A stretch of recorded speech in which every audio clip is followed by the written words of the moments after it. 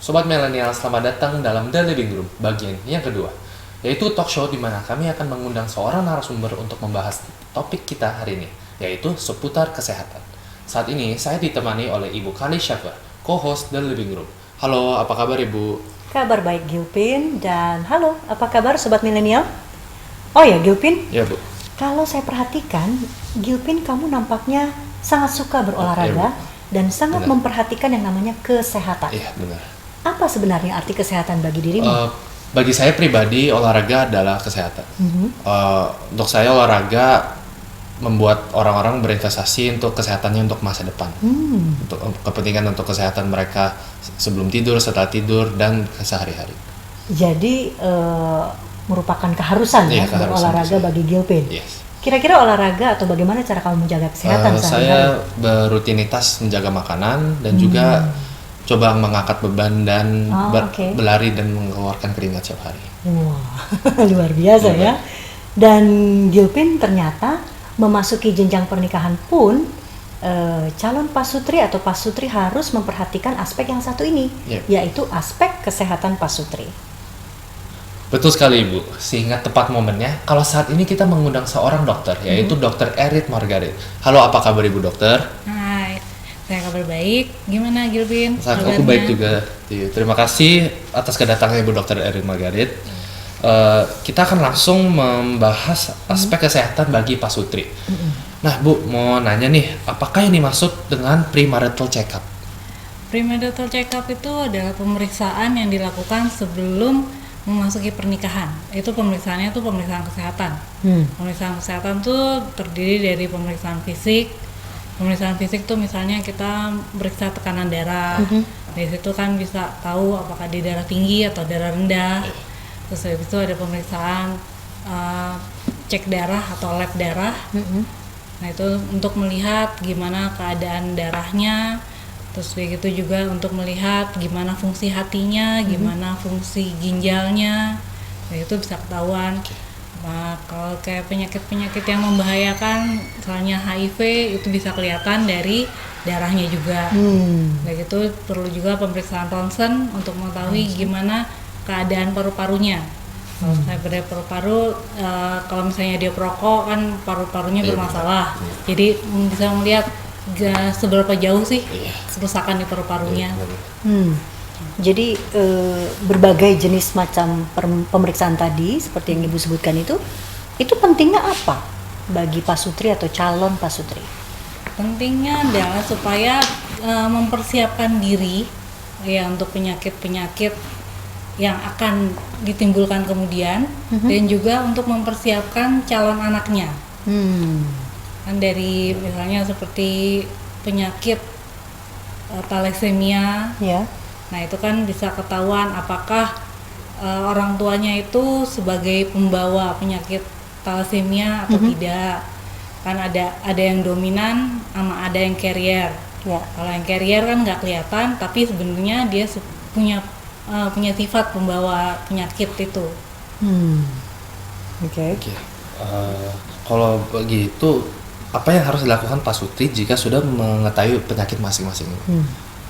Kalau makanya premarital check-up itu sebaiknya dilaksanakan 6 bulan sebelum pernikahan. Tujuannya supaya kalau masih bisa diperbaiki, ya masih ada waktu untuk memperbaiki. Tapi kalau misalnya memang sesuatu yang tidak bisa diperbaiki lagi, ya sudah berarti ya seenggak-enggaknya pasangan ini sudah tahu apa yang akan dihadapi di depannya gitu. Oh, jadi resiko-resikonya sudah bisa dideteksi ya, Iya. atau mempersiapkan lah ya diri mental Mempersiapkan bagi diri. pasutri untuk kalau lanjut gimana nih gitu ya, ke jenjang berikutnya. Bukan berarti udah tahu ada ini orang penyakit apa gitu ditinggalin, enggak. Tapi seenggaknya udah tahu, oh berarti kalau saya lanjutkan pernikahan saya, berarti ini loh keadaan seperti ini yang akan saya hadapi. Tindakan-tindakannya, corrective jadi sudah actions siap. atau preventive actionnya Iya. harus seperti apa begitu ya? Iya. Oh, oke. Baik. Nah, tadi ada berbagai macam penyakit sudah disebutkan. Nah, adakah contoh-contoh penyakit turunan? Penyakit turunan. Misalnya aja yang kita tahu seperti penyakit gula, penyakit jantung, penyakit kanker. Tapi kalau misalnya penyakit gula dan darah tinggi itu biasanya lebih ke pola hidup, karena Pola hidup ya. karena di rumahnya sudah terbiasa makan yang manis-manis, jadi ya itu mengganggu. Tapi ada juga yang memang hormonnya yang terganggu, ya itu bisa diturunkan juga. Penyakit seperti juga yang tadi saya bilang thalassemia tadi, dari darah ketahuan. Nah itu jadi pasangan kadang-kadang kan kalau misalnya dia carrier atau pembawa sifat, biasanya kan dia nggak ketahuan kalau dia sebenarnya punya thalassemia. Tapi setelah pemeriksaan baru ketahuan ternyata dia pembawa sifat thalassemia. Kalau penyakit kanker, itu turunan atau bukan? turunan juga, karena dari dalam dirinya memang sudah sel-sel itu, cara pembelahan selnya sudah terbentuk seperti itu. Oke. Lalu ada juga tadi sempat Ibu menyebutkan HIV, jadi ada tes HIV ya, Ya. termasuk premarital check-up. Termasuk premarital check-up juga, tapi sekarang juga untuk ibu-ibu hamil sekarang diwajibkan untuk periksa HIV. Malah wajib ya untuk ibu Diwajibkan hamil. untuk ibu hamil. Oh, oke. Karena ya untuk mempersiapkan ntar anaknya proses kelahirannya gimana. Oke. Karena kalau memang dia mengidap HIV, berarti kan proses persalinannya dia bisa dengan cara sesar, dan juga dia tidak boleh menyusui bayinya. Oke. Karena kan takutnya virusnya terbawa dari air susu. Oh, oke. Jadi masih memungkinkan. Untuk ibu-ibu yang mengidap HIV, masih untuk punya anak masih mungkin. Ya, ya. Itu gunanya ya, segala pemeriksaan ini ya, premarital check-up ini. Ya Bu, ada nih salah satu topik yang orang-orang penasaran, yaitu mengenai fertilitas vs infertilitas. Ya fertilitas berarti kan ya pasangan itu subur, tidak ada masalah gitu. Berarti dia bisa punya anak. Tapi kalau yang infertilitas, kalau misalnya dia pasangan itu sudah menikah antara 1 tahun sampai 2 tahun dan juga melakukan hubungan seksualnya dengan cara normal. Maksudnya bukan pelaut. Kalau pelaut kan Agak suami jarang istrinya jarang intensitasnya ketemu. ya. Iya, iya, iya. Jadi kalau misalnya mereka belum punya anak 1 tahun 2 tahun ya wajar lah, emang jarang ketemu. Oke. Tapi kalau misalnya yang biasa, yang normal 1 sampai 2 tahun dia belum punya anak, berarti dia termasuk pasangan yang disebut infertilitas. Jadi jika pasangan termasuk kategori yang Ibu sebutkan, infertilitas itu memutuskan ingin punya anak, berarti dia harus melakukan pemeriksaan lebih lanjut ya. Ada penyebab infertilitas itu macam-macam. Oke. Penyebab infertilitas bukan hanya dari bukan dari dua-duanya, bisa. Oke. Mungkin dari salah satu pasangan, bisa dari perempuan atau dari yang laki, atau dua-duanya juga bisa. Nah, makanya sebelumnya ya itu balik lagi ke tadi premarital check-up-nya tadi. Dari itu juga bisa Untuk ketahuan hal-hal apa saja yang bisa ditanggulangi, begitu ya. Oke. Nah kemudian terkait dengan hal itu, kalau itu kan fertilitas atau infertilitas. Nah ada juga pasangan-pasangan yang mau menunda atau mungkin membatasi ingin punya anaknya. Itu gimana caranya Bu? Kalau seperti itu, nah itu sebenarnya sudah bukan suatu yang kita aja, tapi emang dari pemerintah juga membatasi 2 anak, yaitu kita diharapkan pakai kontrasepsi. Itu tujuannya yaitu untuk menunda terjadi kehamilan. Jadi dia menunda kehamilan, otomatis antara dia menunda punya anak, kalau untuk pasangan yang baru menikah, karena mungkin mempersiapkan finansialnya. Ya betul. Nah, untuk pasangan yang udah punya anak banyak kan juga secara finansial juga perlu dipersiapkan ya. Nah, jadi dia untuk membatasi jumlah anaknya, dia nggak mau punya anak banyak-banyak. Nah itu digunakan kontrasepsi. Ada berapa macam jenisnya kontrasepsi yang ada saat ini? Kontrasepsi itu ada yang hormonal dan ada yang non hormonal. Oke. Yang hormonal itu yang berhubungan langsung dengan darah. Itu misalnya kita dengan minum pil. Kayak gitu juga ada yang pakai susuk. Oke. Bukan susuk kecantikan ya. Bukan susuk itu ya. Tapi susuk untuk mencegah kontrasepsi. kehamilan. Yang non hormonal itu ya misalnya dengan menggunakan kondom. Itu non hormonal, tidak ada hubungannya sama hormonal. Tapi dia mencegah terjadinya pembuahan dengan menahan spermanya. Lalu alat kontrasepsi itu dipakai oleh laki-laki atau wanita saja atau bagaimana? Nah, kontrasepsi itu ya ada yang untuk pria, ada yang untuk wanita. Kalau untuk pria ada yang pakai kondom. Tapi ada juga kontrasepsi itu yang disebut kontrasepsi mantap. Kontrasepsi mantap itu berarti ya setelah itu sudah tidak bisa lagi punya anak. Makanya biasanya yang diperbolehkan untuk kontrasepsi mantap itu kalau anaknya biasanya udah banyak. Karena itu kalau belum punya anak ya nggak mungkin, ntar dia nggak bisa punya anak. Karena itu kalau misalnya laki-laki itu ya istilahnya dikebiri. Jadi dipotong saluran spermanya.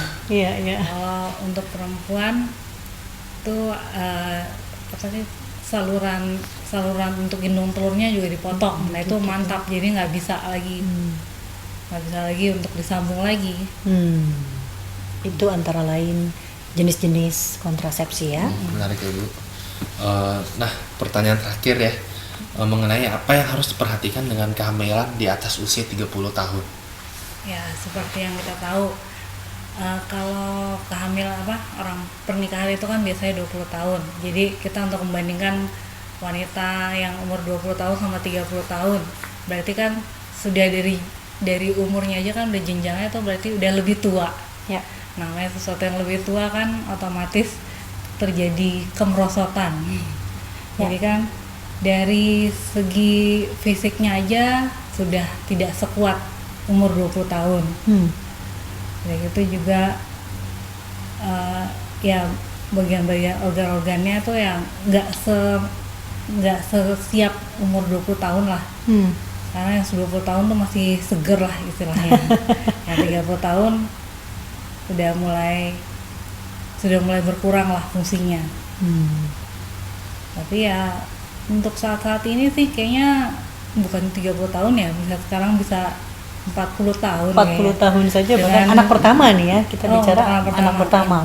Karena ya sekarang kan dengan pola hidup yang seperti sekarang ini kan kita makanan kita juga sudah lebih sehat.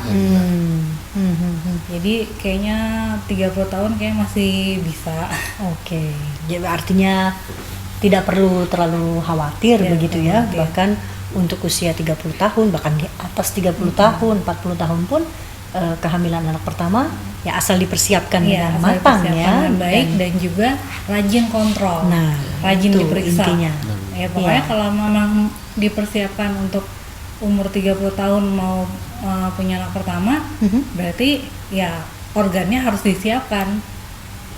Jadi ya harus rajin periksa ke dokter, harus rajin dilihatlah sebelum kehamilannya, harus dipersiapkan benar-benar. Udah gitu setelah terjadi kehamilan juga harus rajin kontrol, jangan sampai ada sesuatu yang salah dengan kehamilannya. Nah, kalau menurut pengalaman saya baru punya anak lagi. Yang keberapa nih? Yang ketiga. Wah. Itu di atas umur 40. Yang ketiga di atas umur 40. Yang pertama kedua berarti? Yang kedua normal, aman. Di bawah 30 tahun. Di bawah 30 tahun. Itu ya saya tidak bisa melahirkan secara normal. Untuk yang ketiga? Untuk yang ketiga. Karena organ reproduksi saya sudah tidak seelastis waktu saya muda. Jadi mau tidak mau akhirnya disesar. Karena posisi anaknya tuh tidak bisa masuk ke rongga panggul. Posisi anaknya miring. ya karena sudah tidak seelastis waktu masih muda. Dan itu tentu saja keputusannya ibu bersama dokter ya untuk sesar gitu Iya. ya. Ya karena menunggu kok nggak lahir anaknya nggak geser-geser, nggak masuk ke rongga kepalanya nggak masuk ke rongga panggul, sedangkan mulesnya udah mules ya. Oh begitu. Ternyata ya memang karena otot-otot di rahimnya ini udah tidak seelastis zaman dulu. Sewaktu masih muda ya anaknya juga nggak mau geser, posisinya udah lebih enak deh di situ. Iya. Tapi tidak masalah kan, lancar-lancar saja kan Lancar-lancar buktinya saja. yang ketiga ini. Cuma ya tidak bisa normal. Baru ulang tahun jangan-jangan nih si yang ketiga si Aca ya. Selamat ulang tahun nih. Ulang tahun yang pertama ya. Ulang tahun pertama, baru 1 umurnya. Anak ketiga di atas usia 40 tahun sudah. Ya tapi ya harus dipersiapkan semuanya Oke, poinnya dipersiapkan itu ya. Jadi bisa lahir normal, maksudnya bisa lahir dengan baik lah. Karena ya memang sudah dipersiapkan, rajin kontrol. Ya supaya andai kata terdeteksi sesuatu yang salah, ya bisa cepat Bisa diperbaiki. Dia. Terima kasih banyak ya Bu atas jawaban dan testimoninya, sangat bermanfaat kepada viewer-viewer yang di rumah. Ya. Sobat milenial, kita akan kembali sesaat ini.